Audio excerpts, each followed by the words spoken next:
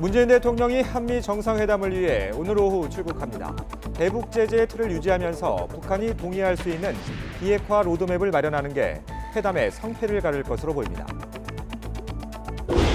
밤사이 경북과 강원도 지역에 20cm가 넘는 폭설이 내렸습니다. 눈은 밤까지 계속될 전망입니다. 서울 등 내륙 지역에 내리는 비는 오전 중에 그치고 이후에는 꽃샘추위가 찾아오겠습니다. 마약 투약 혐의로 체포된 방송인 로버트 할리 씨에 대해 경찰이 구속영장을 신청했습니다. 할리 씨는 과거에도 2차례나 마약 혐의로 조사를 받은 것으로 드러났습니다. 마약 혐의로 구속된 황하나 씨가 지난 2015년 경찰 조사에서 남양유업의 외손녀라는 사실을 밝힌 뒤 경찰은 1년 7개월을 끌다 불기소 의견을 낸 사실이 YTN 취재 결과 드러났습니다. 황 씨의 집안 배경이 경찰 수사에 영향을 끼쳤다는 의혹이 짙어지고 있습니다. 박영선, 김현철 장관 임명 이후 열린 문영배 헌법재판관 후보자 인사청문회에서 여야는 청문회 무용론으로 충돌했습니다. 오늘은 이미선 헌법재판관 후보자의 청문회가 열리는데 주식 보유 회사의 재판을 맡았다는 의혹이 쟁점이 될 것으로 보입니다. 국제통화기금 IMF가 올해 세계 경제 성장률을 3개월 전보다 0.2%포인트 내려서 3.3%가 될 것으로 전망했습니다. 우리나라는 지난해와 같은 2.6%를 유지했습니다. 여러분 안녕하십니까? 4월 10일 수요일 굿모닝 YTN 시작합니다. 문재인 대통령이 트럼프 대통령과의 한미 정상회담을 위해 오늘 오후 출국합니다. 하노이 회담 이후 교착 상태에 빠진 북미 간 협상의 동력을 되살리는 것이 이번 회담의 최대 목표입니다. 김도원 기자입니다. 문재인 대통령이 취임 뒤 7번째로 트럼프 대통령과 정상회담을 갖습니다.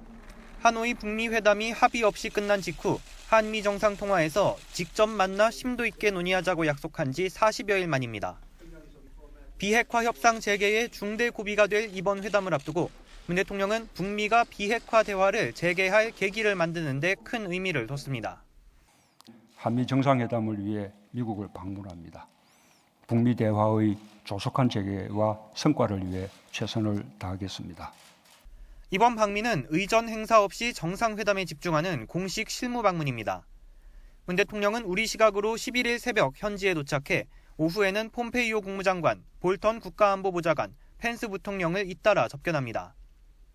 12일 새벽 1시부턴 백악관 공식 일정으로 정상 부부 간 단독회담, 참모들이 배석하는 오찬 겸 확대 회담이 2시간 동안 진행됩니다. 청와대는 완전한 비핵화의 상태, 이른바 엔드스테이트에 대해선 한미 양국의 의견이 일치하고 있다고 밝혔습니다.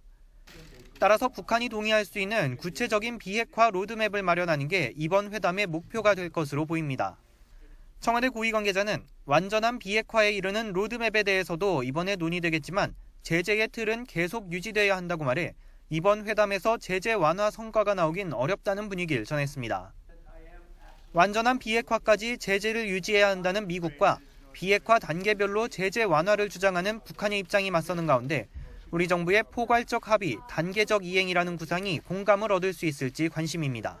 문 대통령의 이번 미국 방문은 탑다운식 접근을 지속하면서 한반도의 완전한 비핵화의 항구적 평화 정착을 위한 구체적 방안을 모색하는 계기가 될 것으로 기대됩니다. 문 대통령은 지난해에도 전격적인 판문점 남북 정상회담을 통해 성사가 불투명했던 1차 북미 정상회담의 불씨를 살려냈습니다. 북미 양 정상의 신뢰를 받고 있는 문 대통령이 이번에도 중재 역할을 할 수 있을 것으로 청와대는 기대하고 있습니다. YTN 김도원입니다. 이번 한미 정상회담은 하노이 회담 이후 중단됐던 이른바 톱다운 방식의 대화 재개라는 데 큰 의미가 있습니다. 문 대통령이 워싱턴에서 돌아온 뒤에 곧바로 김정은 위원장과 4차 남북 정상회담에 나서거나 트럼프 대통령의 다음 달 방한으로 이어질 가능성도 있습니다. 이어서 신호 기자가 보도합니다. 트럼프 미국 대통령은 하노이 회담 직후 문재인 대통령에게 전화를 걸었습니다. 김정은 위원장과 대화해서 그 결과를 알려달라고 요청했고 문 대통령은 가까운 시일 안에 직접 만나자고 제안했습니다. 남북 정상이 먼저 접촉하는 방안을 추진했지만 여의치 않았고 한미 정상부터 만나서 비핵화 대화에 다시 속도를 내는 길을 택했습니다.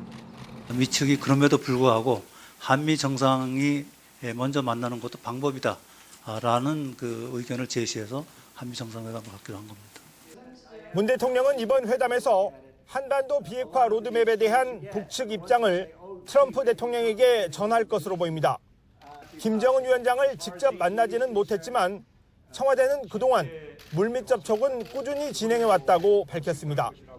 트럼프 대통령도 완전한 비핵화를 확인한 뒤에 대북 제재 해제 등 상응 조치가 가능하다는 미국 측의 입장을 문 대통령에게 설명할 것으로 예상됩니다. 문 대통령의 중재 역할은 한미 정상회담 이후 대북 특사 파견이나 4차 남북 정상회담으로 이어질 수 있습니다. 청와대 고위 관계자는 지난해 5월 북미 정상회담이 취소된 상황에서 판문점 남북 정상회담을 했고 6월 싱가포르 북미 회담이 결국 이루어졌다면서 이번에도 우리의 역할이 있을 것이라고 설명했습니다. 한미 정상 간의 대화도 상반기에 매달 이루어질 가능성이 있습니다. 트럼프 대통령의 5월 방한, 6월 G20 정상회담에서의 별도 회담 등이 연속적으로 추진되고 있는 것으로 알려졌습니다. 일본에 2번 올 가능성이 있는 건 알고 계시죠? 알고 있습니다. 예. 그중에 그래도 한 번은 오시도록 왜 안 되겠습니까? 그럴 것으로 저희가 기대하고 있고 미측에서 그렇게 암시를 하고 있습니다. 모레 새벽에 열리는 한미 정상회담은 한반도 평화 프로세스를 속도감 있게 추진하는 동력이었던 남북미 3국 정상 간의 직접 대화, 톱다운 방식의 비핵화 논의에 다시 시동을 거는 계기가 될 전망입니다. YTN 신호입니다. 한미 정상회담을 앞두고 폼페이오 미 국무장관은 북한의 완전한 비핵화와 밝은 미래를 강조했습니다. 미국 언론과 전문가들은 한미 양국이 비핵화 해법에 일부 시각차가 있다면서도 이번 정상회담에서 나올 중재안에 주목하고 있습니다. 워싱턴에서 김희준 특파원이 보도합니다. 2020년도 예산안 관련 미 상원 세출위원회에 출석한 폼페이오 국무장관. 북한을 이란, 중국 등과 함께 큰 안보 위협으로 거론하며 강력한 대북 제재 유지를 강조했습니다. And we forged a global coalition at the United Nations to impose the toughest ever sanctions on North Korea.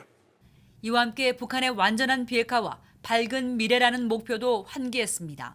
The outcome is a fully, verifiably denuclearized peninsula, greater peace, less risk in conventional means, and hopefully a brighter future for the North Korean people as well.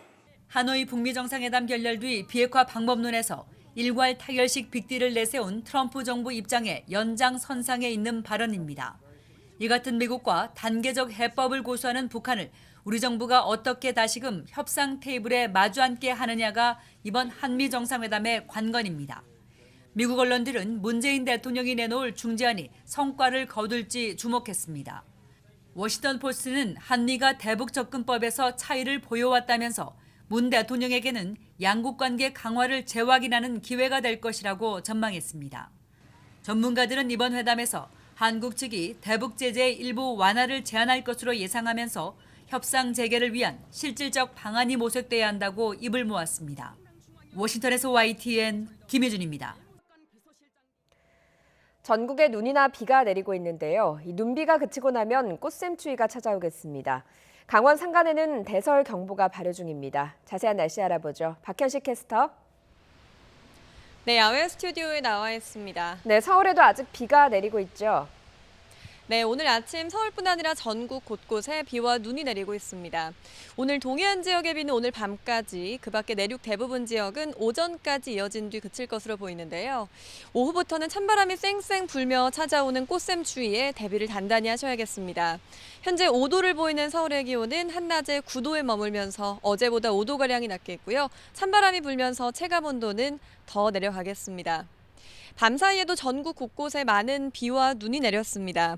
지금까지 대관령에는 21.7cm, 정선 사북면에는 16.3cm의 눈이 내려 쌓였고요. 제주 산간 삼각봉에는 76mm, 세종에는 49mm, 서울에도 20.6mm의 비가 흠뻑 내렸습니다. 지금도 전국 곳곳에 산발적으로 비가 내리고 있고요. 강원 산간과 경북 북동 산간에는 대설특보가 발효 중인 가운데 많은 눈이 내리고 있습니다. 강원 영동과 영남 지역은 오늘 밤까지, 서울 등 그 밖의 지역은 오늘 오전까지 5에서 10mm의 비가 조금 더 오겠습니다. 강원과 경북 북동 산간에는 최고 8cm의 눈이 더 내릴 것으로 보여서 시설물 관리 철저히 해두시기 바랍니다. 부산과 울산 등 남해안 지역에는 강풍주의보가 발효 중이고 대부분 해상에는 풍랑주의보가 발효 중입니다. 항공기와 여객선 결항 여부 가능성이 있으니까요. 미리 확인하시는 게 좋겠습니다. 지금까지 YTN 야외 스튜디오에서 박현실입니다. 어제 오후 태풍급 바람이 불면서 제주공항에선 항공기 240여 편이 결항되거나 지연됐습니다. 사건 사고 소식 류충섭 기자가 종합했습니다. 늦은 밤까지 제주국제공항에 비바람이 몰아칩니다. 어제 오후 초속 20m가 넘는 강한 바람이 불자 운항 차질이 속출했습니다. 항공기 130편이 결항했고 114편은 지연 운항했습니다. 공항을 찾았던 여행객들은 발을 돌릴 수밖에 없었습니다.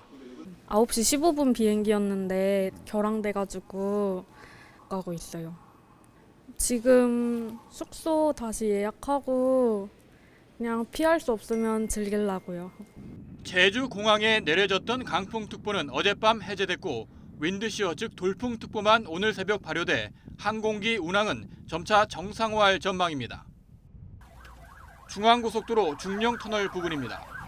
어젯밤 9시 반쯤 화물차와 승합차 등 차량 넉 대가 잇따라 부딪혔습니다. 이 사고로 승합차 운전자가 숨졌고 승용차 운전자 등 3명이 다쳤습니다. 경찰은 진눈깨비가 내린 도로에서 미끄러진 차량을 피해 멈춰선 화물차를 승합차가 들이받은 뒤 승용차가 연쇄 추돌한 것으로 보고 있습니다. 어제 저녁 서울 신림동 고시원에서 불이 나 40여 분 만에 진화됐습니다. 이 불로 주민 9명이 연기를 들이마셔 병원에 옮겨졌습니다. 이 중 1명은 의식이 없는 상태며 나머지 8명은 경상을 입은 것으로 파악됐습니다. 경찰과 소방당국은 고시원 내부에 켜놓은 향초에서 불씨가 옮겨 붙은 것으로 보고 정확한 화재 원인을 조사하고 있습니다. YTN 유충섭입니다. 마약 혐의로 긴급 체포된 방송인 로버트 할리 하일 씨에 대해 경찰이 구속영장을 신청했습니다. 이미 과거에도 마약 투약 혐의로 2차례나 조사를 받은 전력이 드러나 영장이 발부되면 상습 투약 여부에 대한 수사가 속도를 낼 전망입니다. 이용원 기자가 취재했습니다. 마약 혐의로 긴급 체포돼 죄송하다는 말로 사실상 혐의를 인정했던 방송인 하일 씨. 죄송합니다. 이틀째 강도 높은 조사를 벌여온 경찰이 하 씨에 대한 구속영장을 신청했습니다. 경찰 관계자는 하 씨가 수십만 원을 마약 거래 관련 계좌에 입금한 사실을 확인했다고 밝혔습니다. 자택에서는 범행에 쓰인 것으로 추정되는 주사기가 발견됐습니다. 경찰은 지난달에 인터넷으로 마약을 산 뒤 지난주에 투약했다는 하 씨의 진술을 확보했습니다. 또 소변 간이 시약 검사에서도 양성 반응이 나왔다고 설명했습니다. 경찰은 정확한 분석을 위해 하 씨의 모발과 소변을 국립과학수사연구원으로 보내 정밀 감식을 의뢰했습니다. 한편 하 씨의 마약 관련 조사는 처음이 아닌 것으로 드러났습니다. 지난 2017년과 지난해 2차례 경찰 조사를 받았는데 마약 음성 반응이 나오는 등 뚜렷한 증거가 없어 무혐의 처분을 받았습니다. 당시 하 씨는 머리카락을 짧게 잘라 염색한 것도 모자라 온몸의 털을 모두 깎는 등의 방법으로 수사망을 빠져나간 것으로 알려졌습니다. 경찰은 하 씨에 대한 영장이 발부되면 상습 투약 여부와 공범이 있었는지 등에 대한 수사를 이어갈 방침입니다. YTN 이영원입니다. 다음은 남양유업 창업주의 외손녀 황하나 씨와 관련한 YTN 단독 취재 내용입니다. 황 씨의 마약 공범인 조모 씨를 YTN 취재진이 만났는데요. 황 씨는 과거 흐지부지 끝난 경찰 조사에서 자신이 남양유업의 외손녀라는 사실을 밝힌 것으로 확인됐습니다. 이후 경찰은 시간만 끌다 황 씨를 소환조차 하지 않았습니다. 김대근 기자의 단독 보도입니다.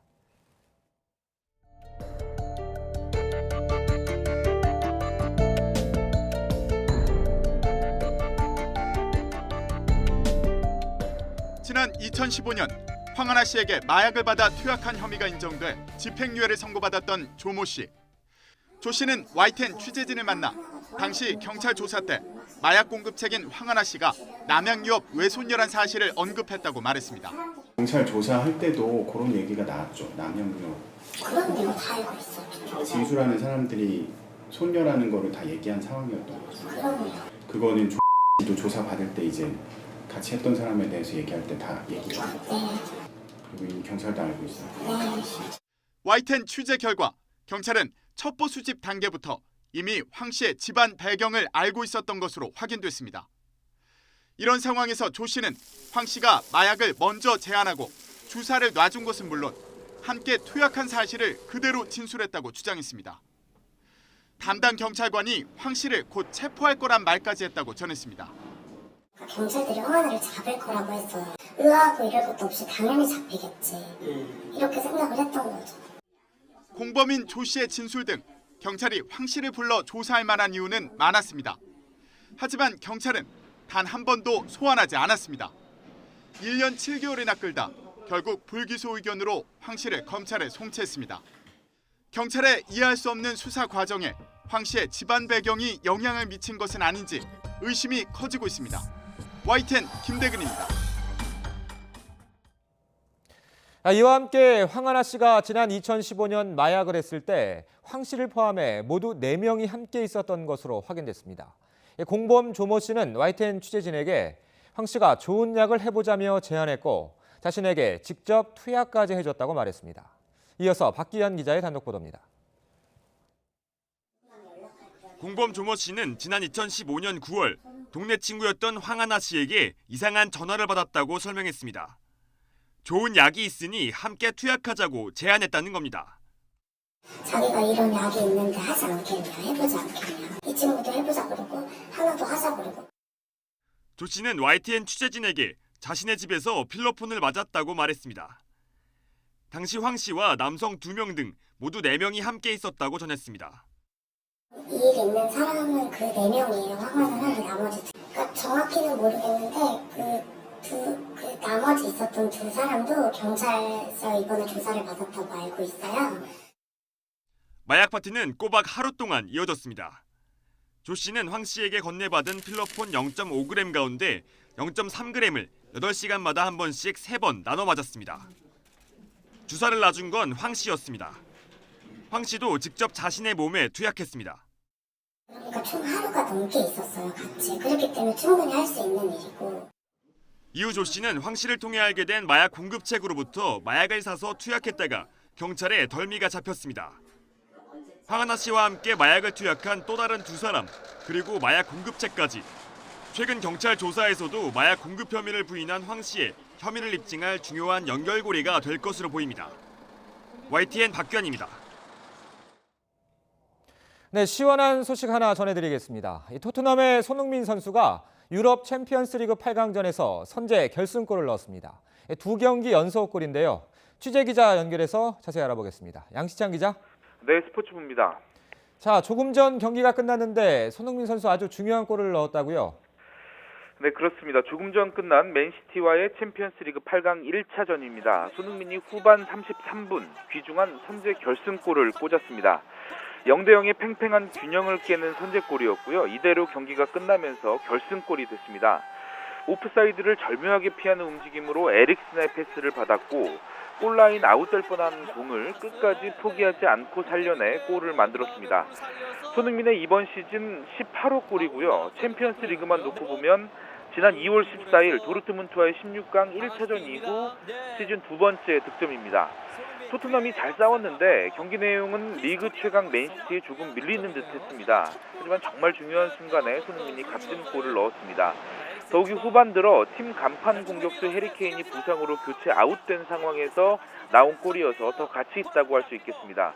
유럽 프로 생활 이후에 처음으로 출전한 챔피언스리그 8강전이었는데 선제 결승골까지 뽑아내면서 최근 물오른 감각을 뽐냈습니다. 또 지난 4일이었죠. 토트넘의 새 스타디움 개장 첫 골을 기록한 데 이어서 2경기 연속골을 넣으면서 토트넘 홈팬들을 열광하게 했습니다. 토트넘은 맨시티의 1대0 승리를 거두고 챔피언스리그 준결승 진출에 유리한 고지를 밟았고요. 반면 맨시티는 원정 무득점 패배로 2차전 부담이 커졌습니다. 두 팀의 챔피언스리그 8강 2차전은 오는 18일 펼쳐집니다. 지금까지 YTN 양시창입니다. 문재인 대통령이 박영선, 김현철 장관을 임명한 이후 여야가 팽팽하게 맞서고 있습니다. 이런 대치 전선은 문형배 헌법재판관 후보자 인사청문회에서 고스란히 드러났습니다. 청문회를 하든 안 하든 임명되는 것 아니냐는 야당의 주장에 항의와 반박이 오갔습니다. 우철희 기자입니다. 문형배 헌법재판관 후보자에 대한 인사청문회는 시작부터 설전이 벌어졌습니다. 박영선, 김현철 장관 임명 문제를 언급하며 아무리 부적격한 인사라도 대통령이 임명을 강행하는데 인사청문회가 무슨 소용이냐는 야당과 청문회를 하면 뭐합니까? 이 청문회에서 어떤 의혹이 제기되고 어떤 문제가 발생돼도 대통령은 임명하실 겁니다. 좀 조용히 하세요. 문형배 후보자는 이미 후보자가 아니라 헌법재판관입니다. 대통령의 장관 임명은 헌법이 보장한 권한이라면서 무조건 반대만 말고 청문회를 진행하자는 여당이 맞붙은 겁니다. 우리의 의견을 부적격으로 명기하고 채택해 주는 게 국회의 관례였습니다. 자유한국당이 야당이 된 뒤부터는 무조건 일단 끝까지 채택 보고를 해주지 않습니다. 기싸움은 금세 고성으로 이어졌습니다. 발언권 얻지 않고 발언하지 마세요. 이렇게 청문회는 오전 내내 파행을 빚다가 오후 들어 어렵사리 재개됐습니다. 하지만 문형배 후보자가 진보 성향 법관 모임인 우리법연구회 출신인 점을 두고 이념 편향 논란과 사법농단 사태로 문제가 된 공보관실 운영비 부당 사용을 둘러싸고 공방은 계속됐습니다. 헌법과 형법을 주로 연구하는 학술 연구 단체라고 생각하고 들어갔습니다.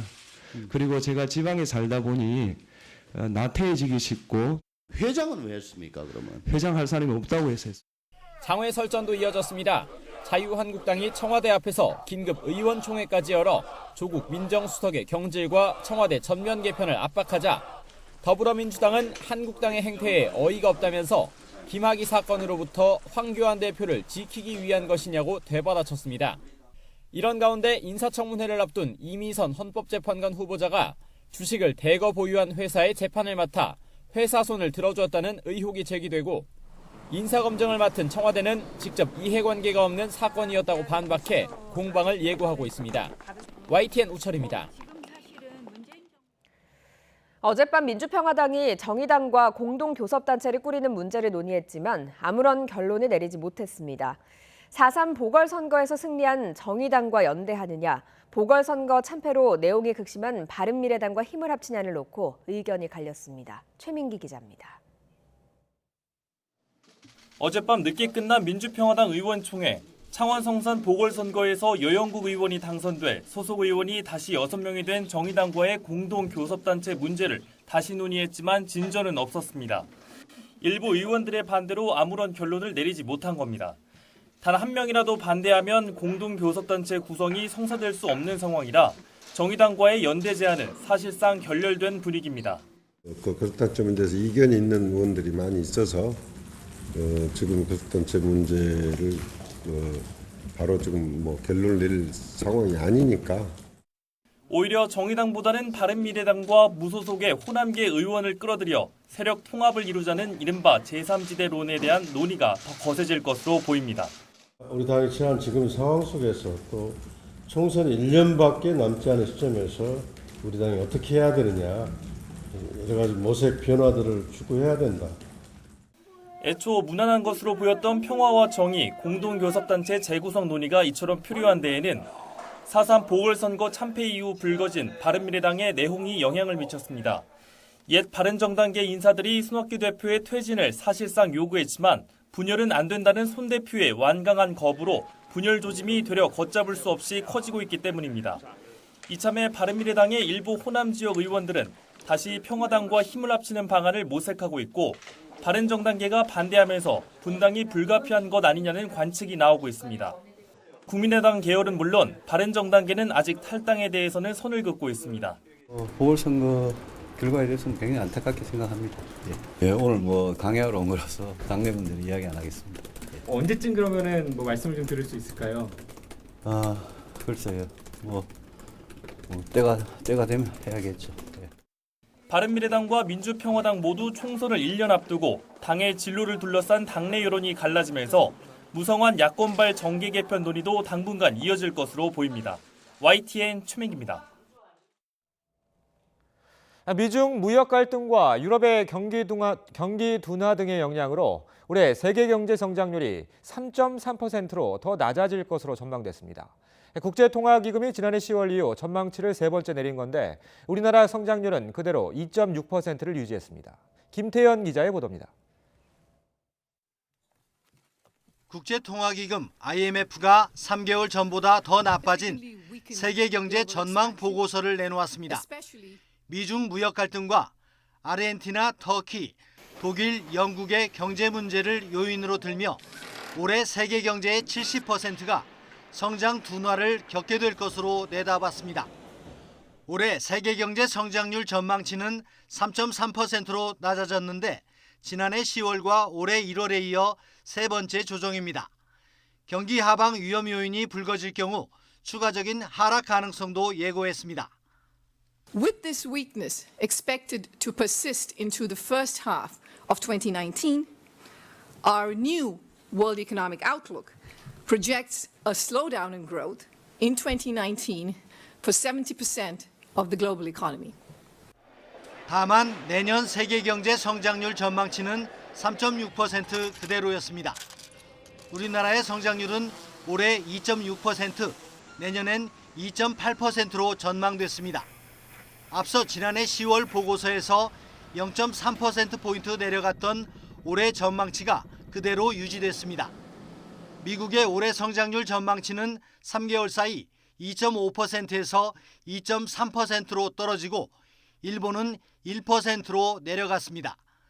특히 유로존은 1.3%로 급락했는데 독일의 자동차 생산 감소와 영국의 EU 탈퇴, 브렉시트가 작용했습니다. 고강도 경기 부양책이 추진되고 있는 중국의 성장률 전망치는 6.3%로 약간 높아졌습니다. YTN 김태현입니다. 미국과 중국의 무역 전쟁이 해결 국면으로 접어든 가운데 이번엔 미국과 유럽연합 간의 무역 분쟁 우려가 제기되고 있습니다.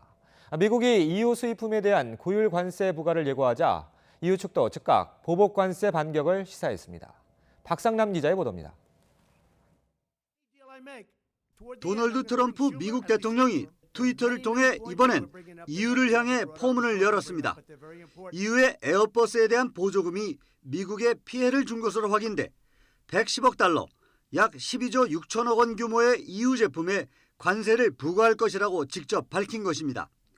그러면서 그동안 EU가 무역에 있어서 미국을 이용해왔지만 이젠 이것도 끝날 것이라고 덧붙였습니다. 트럼프 대통령의 이 같은 언급은 하루 전 미 무역 대표부가 무역법 301조에 따라 EU 수입 제품에 추가 관세를 물리기 위한 절차에 들어간다고 발표한 데 뒤이은 것입니다.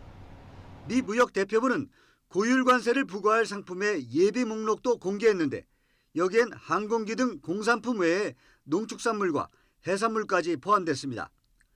미 무역 대표부는 WTO가 미국이 EU의 에어버스 보조금 때문에 보는 피해액을 연간 112억 달러로 산정했다면서 해당 금액만큼의 대응 조치에 나설 것임을 분명히 했습니다. 미 무역 대표부는 올해 여름에 WTO가 최종 피해액을 확정하면 관세를 즉시 집행한다는 방침입니다. 이에 대해 EU는 즉각 반격을 예고했습니다. EU 집행위 관계자는 EU의 보복 관세 권리를 사용할지 곧 결정할 것이라면서 다만 그 전에 WTO의 중재 절차를 거칠 것이라고 말했습니다. 트럼프 행정부 출범 후 안보 무임승차론, 기후변화 협약, 이란 핵 합의에 이르기까지 사사건건 부딪혀온 미국과 EU 간의 갈등이 이번 조치를 계기로 더욱 격화될 가능성이 높아졌습니다.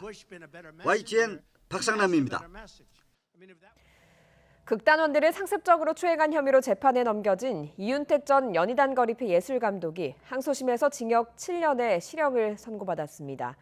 재판부는 이 전 감독이 피해자들의 꿈과 희망도 함께 짓밟았다며 1심보다 형량을 높였습니다. 강희경 기자의 보도입니다. 이윤택 전 연희단거리패 예술감독이 호송차에서 내려 모습을 드러냅니다. 극단 단원들을 상습적으로 추행한 혐의에 대해 항소심 선고를 받기 위해서입니다. 서울고등법원은 이 전 감독에게 원심보다 1년 늘어난 징역 7년을 선고했습니다. 또 80시간의 성폭력 치료 프로그램 이수와 10년간 아동청소년 관련 기관 취업 제한도 함께 명령했습니다. 재판부는 이 전 감독이 보호감독 대상자에게 반복적으로 성폭력 범죄를 저질러 성적 자기결정권뿐 아니라 꿈과 희망을 함께 짓밟았다고 밝혔습니다. 형량이 늘어난 이유는 앞서 2번에 걸쳐 기소된 사건 중 무죄로 판단됐던 혐의 일부에 대해 유죄가 인정됐기 때문입니다. 특히 지난 2014년 극단원에게 유사 성행위를 시킨 혐의는 1심에서 무죄가 선고됐지만 2심 재판부는 이 전 감독이 보호 감독자의 지위에서 위력을 이용해 추행한 사실이 인정된다며 유죄로 판단했습니다. 연기 지도였다거나 피해자들의 동의를 받았다는 이 전 감독의 주장도 받아들여지지 않았습니다. 전국 여성단체들이 연대한 이윤택 사건 공동대책위원회는 2심 선고 직후 환영의 뜻을 밝혔습니다. 연극계의 오랜 관행으로 자리 잡았던 것이 성폭력임이 분명해졌다며 가해를 정당화했던 이 전 감독이 이제라도 반성해야 한다고 지적했습니다. 연극계에서 오랜 관행으로 자리 잡았던 것이 성폭력임이 분명해졌다. 피고인 이윤택은 이제라도 연기 지도를 핑계 삼아 성폭력 가해를 정당화하려 했던 자신의 모습을 반성하고 또 앞으로 피해자들이 당당하게 피해 사실을 고발하고 가해자를 합당하게 처벌하며 일상을 유지할 수 있기 기대한다고 밝혔습니다. YTN 강희경입니다. 최근 김학의 전 법무부 차관이 자신으로부터 성폭행 피해를 당했다고 주장한 여성을 무고 혐의로 고소했습니다. 검찰 소환 조사가 본격화되기 전에 김 전 차관이 반격에 나선 것 아니냐는 분석이 나오고 있습니다. 신지원 기자입니다. 지난 2013년 2명의 여성이 김학의 전 법무부 차관으로부터 성폭행을 당했다고 주장했습니다. A씨는 2007년 서울 역삼동 자택에서, B씨는 이듬해 강원도 원주 별장에서 건설업자 윤중천 씨의 소개로 만났다가 원치 않는 성관계를 강요받았다는 겁니다. 하지만 검찰은 이들이 범행 이후에도 윤 씨와 수차례 교류하며 성관계 대가를 받은 정황을 발견했고 피해자의 진술에 신빙성이 없다는 이유로 김 전 차관에 대해 무혐의 처분을 내렸습니다. 당시 부실 수사 의혹으로 6년 만에 다시 검찰 재수사를 받게 된 김 전 차관은 최근 자신을 고소했던 B씨를 서울중앙지검에 고소한 것으로 확인됐습니다. 지난 2013년 경찰과 검찰 수사 과정에서 B씨가 거짓으로 성폭행 피해를 주장했다는 겁니다. 김 전 차관은 또 누군가 B씨를 설득해 자신을 무고하도록 했다고 보고 무고 교사 혐의로 고소한 것으로 전해졌습니다. 피해 여성들 뒤에 배우가 있다는 주장으로 검찰 소환이 본격화되기 전에 맞대응에 나선 것으로 풀이됩니다. 앞서 김 전 차관의 부인은 자신과 최순실 씨가 친분이 있다는 보도를 한 기자와 이를 증언한 전직 청와대 행정관을 명예훼손 혐의로 고소하기도 했습니다.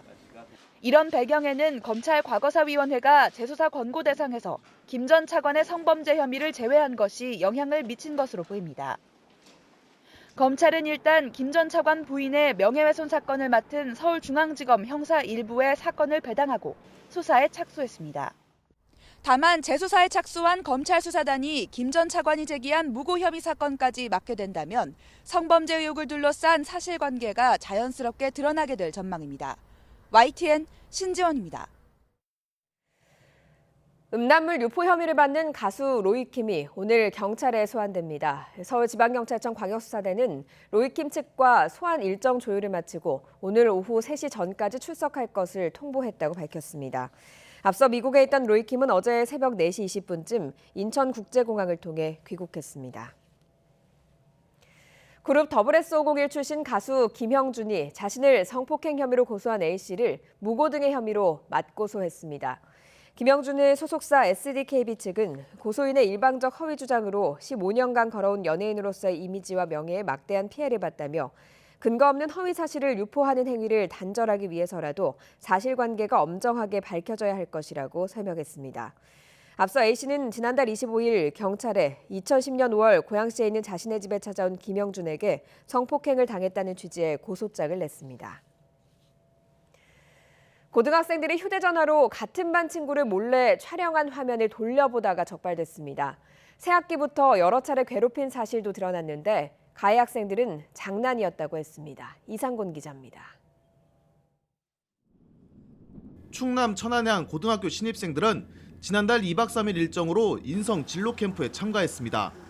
그런데 샤워실에서 옷을 벗으려던 한 여학생이 카메라 촬영음을 들었다는 신고가 캠프 마지막 날 접수됐습니다. 학교 측이 가해자로 지목된 여학생 5명을 불러 휴대전화를 확인한 결과 몰래 촬영된 영상이 발견됐습니다. 해당 영상들을 본 학생들도 여러 명 있었고 남학생에게도 전달된 것으로 조사됐습니다. 또 가해 학생들이 샤워실 불을 수차례 끄는 등 피해 학생을 지속해서 괴롭혀온 사실도 확인됐습니다. 가해 학생들은 장난삼아 한 행동이라고 주장한 것으로 전해졌습니다.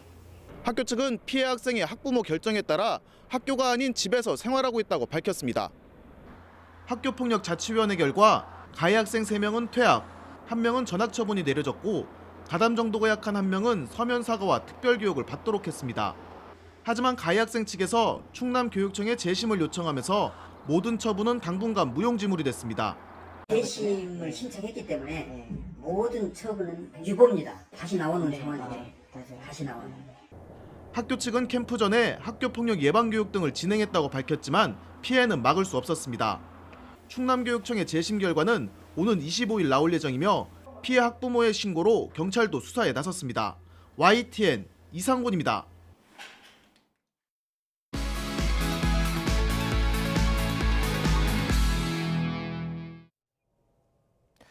오늘 아침 주요 뉴스입니다. 문재인 대통령이 한미 정상회담을 위해 오늘 오후 출국합니다.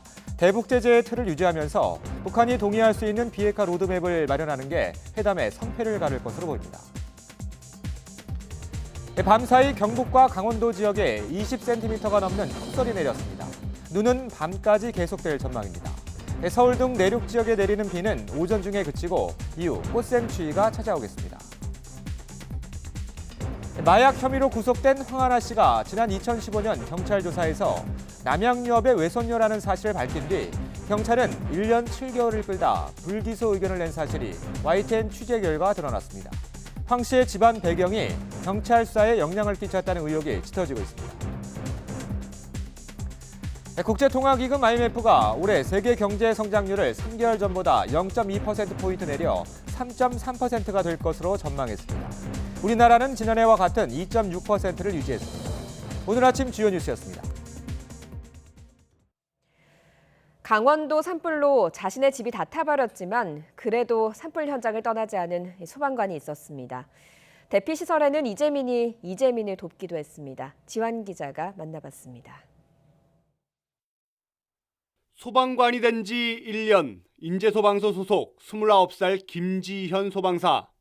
2년 전 지은 집이 이번 산불에 흔적도 없이 타버렸습니다. 산불 발생 첫날 비번이라 쉬고 있던 지현 씨도 비상 소집됐습니다.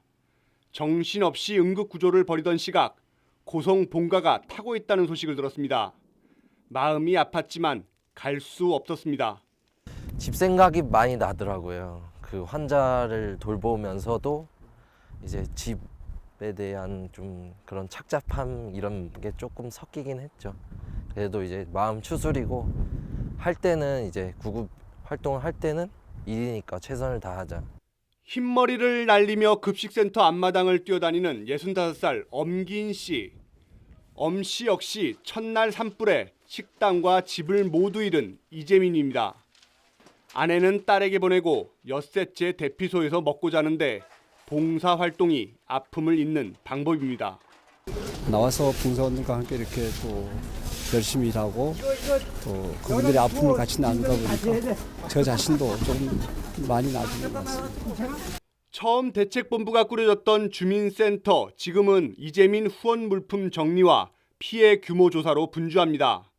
이미현 주무관도 마찬가지 걸려오는 전화에 휴대전화를 놓지 못합니다. 그녀 역시 2달 전 새로 지은 집과 농장이 한순간에 잿더미로 변했습니다. 남에게 맡긴 아이만 생각하면 가슴이 시리지만 그래도 바쁜 사무실을 떠나면 더 무너질 것 같습니다. 여기서 그냥 흐트러지고 그냥 그렇게 돼버리면 더 일어나기가 힘들 것 같아서 어차피 제가 맡은 일이니까. 좌절 속에서도 묵묵히 맡은 일을 하는 사람들, 이들이 있어 폐허가 된 산불 현장 속에서도 희망은 피어나고 있습니다. YTN 지환입니다. 청와대는 강원도 산불이 났던 지난 4일 저녁 문재인 대통령이 언론사 사장들과 술을 마셨다는 가짜뉴스에 대해서 더는 묵과하지 않겠다고 경고했습니다. 고민정 청와대 부대변인은 기자들에게 보낸 문자 메시지에서 이같이 밝히고 거짓말을 최초로 유포한 유튜브 방송 진성호 방송과 신의 한수에 대해서 모든 조치를 통해 강력하게 대응하겠다고 강조했습니다. 앞서 바른미래당 이현주 의원은 국회 행정안전위원회 전체 회의에서 산불 당시 문 대통령의 회의 주제가 늦었다고 주장하면서 대통령 지병설과 숙지 의혹을 언급했고 대한애국당 조원진 의원도 문 대통령이 술에 취해 있었느냐고 말해 논란을 빚었습니다.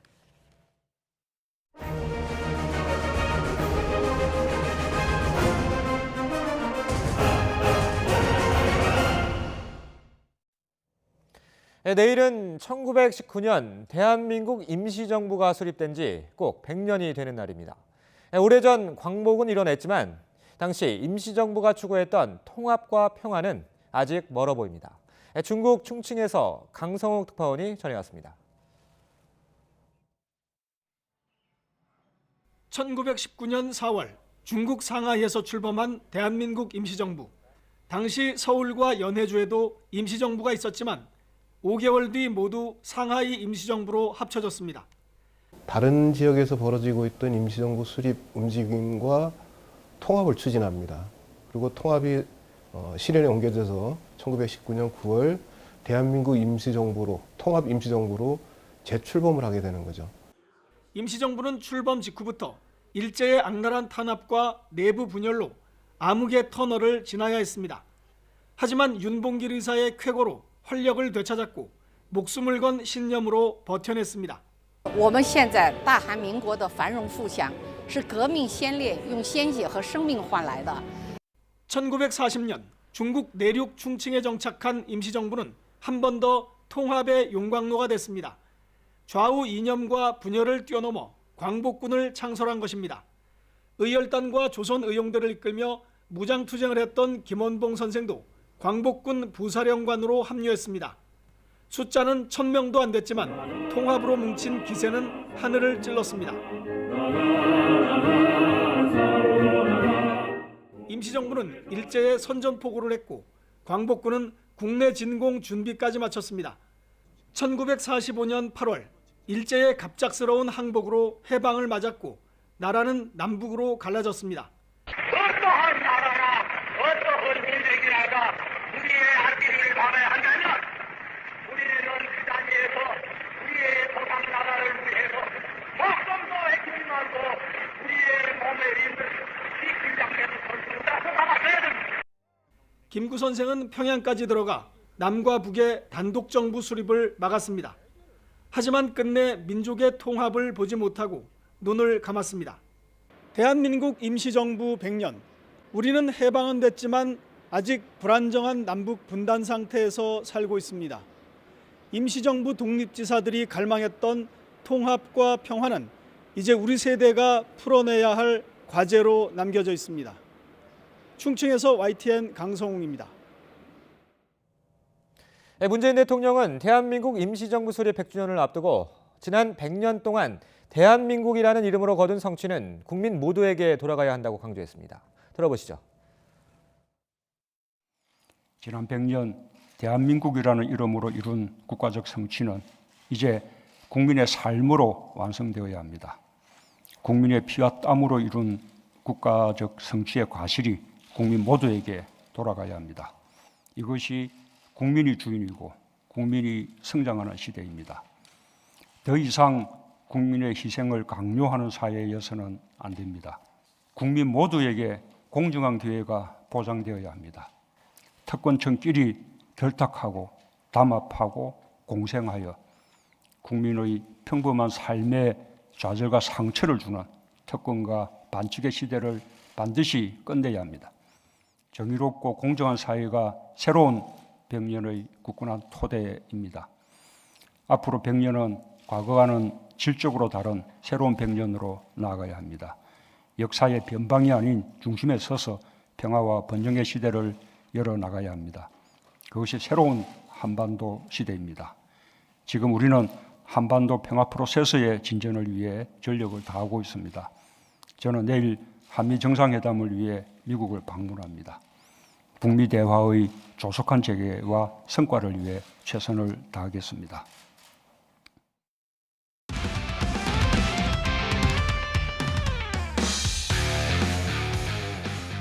스포츠 뉴스입니다. 프로농구 정규리그 1위 현대모비스가 KCC의 추격을 뿌리치고 통산 10번째 챔프전에 올랐습니다. 2위 전자랜드와 7전 4선승제로 맞붙어 통합 우승에 도전합니다. 서봉국 기자입니다. 모비스는 전반 한때 10석점까지 앞서며 손쉽게 승리하는 듯 했습니다. 하지만 브라운과 킨을 앞세운 KCC의 반격은 매서웠고 4쿼터 중반 역전까지 허용했습니다. 이후에는 한 치 앞도 보이지 않는 시속 게임. 브라운에게 묘기에 가까운 득점을 허용하며 다시 동점을 내준 모비스는 종료 47초 전 함지훈이 골밑 공격에 성공했고 이대성이 쐐기를 박아 접전을 마무리했습니다. 3승 1패로 시리즈를 끝낸 모비스는 통산 10번째 챔프전에 올라 전자랜드와 격돌하게 됐습니다. 장신 포워드들이 너무도 막강하게 이렇게 전력이 있고 또 찬이 형이 중심을 잡아주고 너무 좋은 경기 할 수 있을 것 같아서 끝까지 추격을 벌였던 KCC는 이정현 외 국내 선수들이 부진해 고비를 넘지 못했습니다. YTN 서봉국입니다. 프로야구 고척동 경기에서 키움이 외국인 타자 센지의 말루 홈런을 앞세워 2연승을 달렸습니다. 키움은 2점 차로 끌려가던 1회 센지가 말루포로 승부를 뒤집었고 선발 투수 이승호가 3실점으로 막아 KT의 7대3으로 이겼습니다. 롯데와 두산의 사직구장 경기는 3회 비로 노게임 선언됐고 서울, 광주, 대전 경기는 우천 취소됐습니다.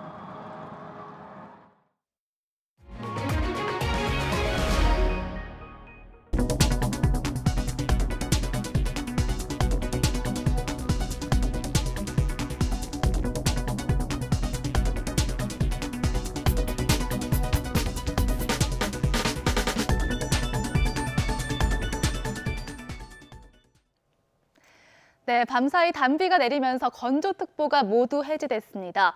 현재 전국 대부분 지역에 비가 여전히 오고 있는데요. 기온이 낮은 강원과 경북 산간에 많은 눈이 쏟아지고 있습니다. 지금까지 대관령에 22.5cm, 태백에도 22cm의 많은 눈이 내려 쌓였습니다.